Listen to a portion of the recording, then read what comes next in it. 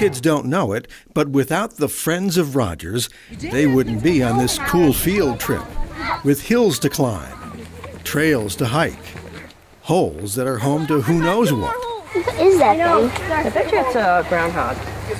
And woodpeckers. So that's when he drills his hole, and then he sticks his tongue into the bark. 100 years ago, this land was New York's first game farm, hatching millions of pheasants.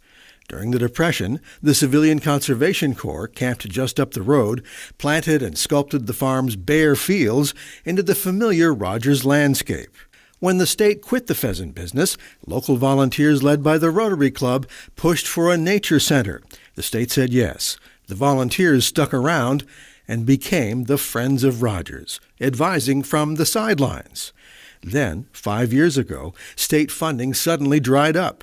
The Friends stepped up front and center. The Friends of Rogers just taking the willingness to step in and really to try and manage and operate this place. They pulled together a strategic plan. They started hiring staff, me as the first executive director, first full-time employee. Simon Solomon says the challenge is ongoing, but the Friends of Rogers have built a broad network of support. From our corporate sponsors to our foundations to the individuals that visit the property, individual donations. Everyone's really pulled together and just put forth the effort to try to pull this place together and get it funded by a local organization.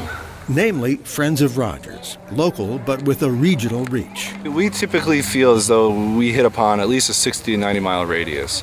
That's not to say that we don't have people that come up from Pennsylvania for the day. It's just south of Binghamton, western New York, and then families that come back for visits. You know, we have people from California that sign the guest book. 16,000 came last year, up from 6,500 the year the Friends took over.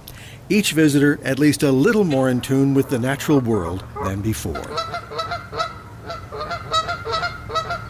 You know, we have so many different opportunities for people to see wildlife in really close up right here in Sherburne. You know, you go right from downtown in a mile, you're at the Rogers Center, and you can get lost here in the woods, literally and figuratively. And I think that's a lot of what people bring away from here is they bring a part of Rogers with them, and they always want to come back to experience it again. Thanks to the Friends of Rogers, they'll be able to.